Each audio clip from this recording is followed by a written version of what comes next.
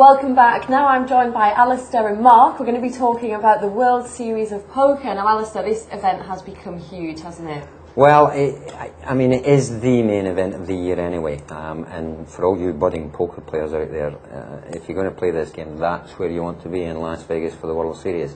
But over the past 3 years, it really has just got absolutely enormous. I mean, the main event this year, they're looking at 9,000 runners, $10,000 each.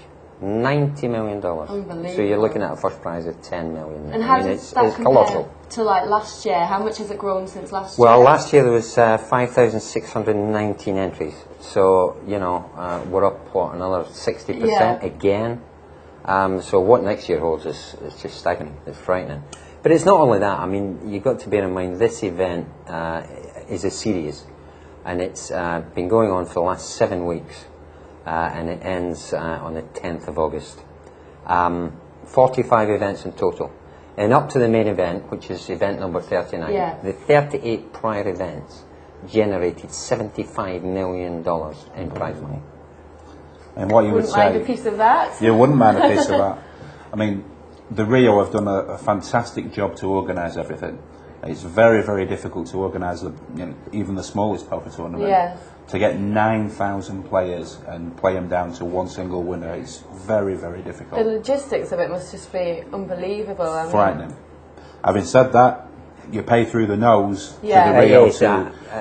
If there is a criticism, and it's difficult at this level, because, I mean, in this country we don't, you know, if we get 300 runners, it's a major, major field. Yes. We're talking about 9,000 people sitting down for one event. Yeah. Bear in mind there are 4 starting days, so, you know, I mean, logistically it's magnificent.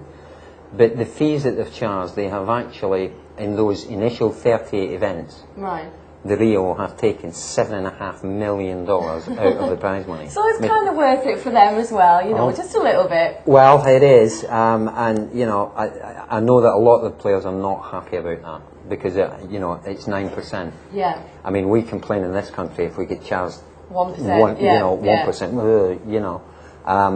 But because it's taking out the prize pool, you know, it's $10,000 and they take a percentage of the actual prize pool, which you can do in America. From their point of view, to organise such a huge event and put that much work in, it's got to be worth it for them. Well, it is. It's seven weeks. You look at the staffing levels, you look at the number of floor managers that it takes. I mean, the fields have been phenomenal, you know, up to 3,000 in the minor events. I mean, it's just unbelievable. But again, you look at the logistics of 9,000 in the main event, the number of staff it takes, the number of floor managers it takes, running over 4 days, and then they've got another 7 days after that. It's like a military operation. Well, yeah, and they do a magnificent job, you have to say, but it is, you know, from a player's perspective, it's an expensive exercise. Yes, I bet. In 7 weeks, Mark, it's a real test of stamina. It is a marathon, that's for sure, and a lot of the players that play all the events come on completely drained, completely exhausted. I mean, up to date, the British haven't done brilliant. I mean, it's not been the best World Series we've ever had, that's for sure. We actually got John Gale, who won a bracelet. Fabulous player.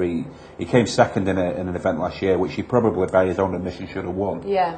To come out again the next year and actually physically win the bracelet, absolutely fantastic. You know, he's done a great job. But in general, it's been a bit of a barren patch. We haven't had the best of years, and I think a lot of the players are going to come on wounded. I think the other interesting thing that we need to take into account is that with this type of prize money, I mean, you're looking at a prize pool for a single event of over $80 million. Nowhere, no other game, no other sport for one event, one single event, offers that kind of prize money. It's staggering. Yeah. And when you put it into perspective, you know, and you sit back and think, wait a wee minute, one poker event, right, over $80 million in prize money, $10 million first prize. Every player that sits at the final table will come away a millionaire. Yes. You know. And what about the lower stages? How many people can win money? They normally work on a 10%, so you're going to be looking at somewhere between 800 and 900 players will actually be in the prize money. Yeah. You know, which is a huge amount.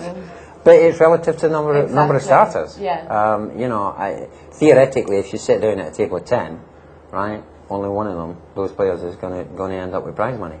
So you know, it's a colossal feat. I think the other thing you need to bear in mind is that it's 11 days. Yeah. This single event lasts 11 days. 11 days. I mean, the best thing of all with the World Series is it's open to anybody. Yeah.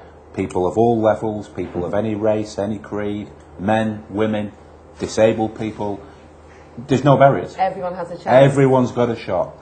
Is that why so many people say that this is the one tournament where it is so much about just being that lucky person on that day? It becomes a bit of a crapshoot.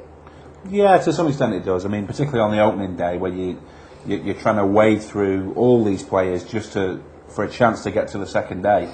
Even if you wade through the second day, I don't think you'll quite be in the money then. Literally, you have to get to day 3 before you're even in the money. It's a lot of play. It's very, very draining, very, very tiring. Myself and Alistair went last year, and we witnessed it all firsthand. And you know, as I say, the Rio do a terrific job. I've got no real qualms with that. I personally think they take too much out. I mean, just in the main event this year, they're going to make an awful lot of money, and it has become a bit of a profiteering exercise. But you know, to counterbalance that, they basically put everything together. The hotel is a beautiful hotel. It is. It's fabulous. Vegas is the right setting. It's the best place in the world it could be. Okay, well, thank you very much, guys, for telling me. That was a good insight for me, because obviously I haven't been yet, but something to look forward to in the future. Indeed. So thank you both very much. No Thank problem. you. Thank you. Now it's feature table time. This week, 6 invited members from the World of Poker website will be playing against each other to try and win a seat at the Stanley UK Ladies Open event. So it's over to Mark and Phil, who are our commentators tonight. Okay, Phil, first hand of the night. Here we go. This is it. Another entry into the Stanley's UK Open event. 6 excellent women players, Mark. Looking forward to a good game.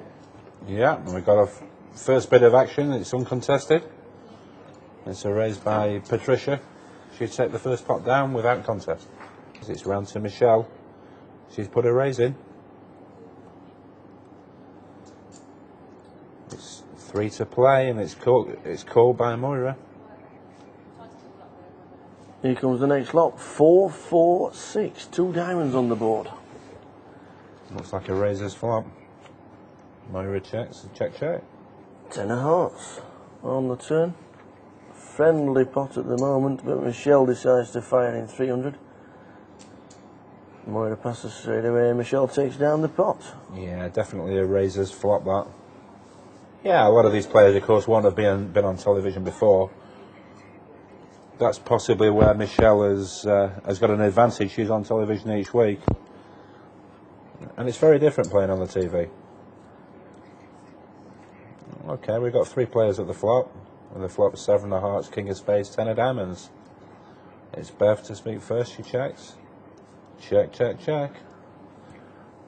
Bev, known online as Fion, named after one of her dogs, a black pug.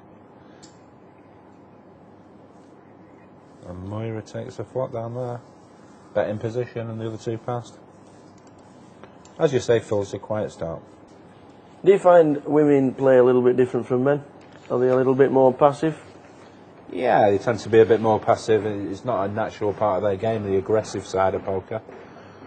I'm a great believer in that women have a massive future in the game. I think it's conducive to their style, a lot of the smaller tournaments. If you play passive, then you tend to get very deep in these tournaments. It's nice to get these satellites to the Stanley's UK Open. Yeah. To see as many women as we can, live, especially as online as well. Oh, I think it's going to be a fabulous event. I mean, you can find details of it on the website. I think the thing to do is check it out. I think it's going to be a very, very big event. We've got a bit of action here. About a 300 from Pam, and she's going to take it down there and then. Okay, Auntie's still 50 and 100. We've got Michelle on the button, so we've got Pam in the small blind and Moira in the big blind.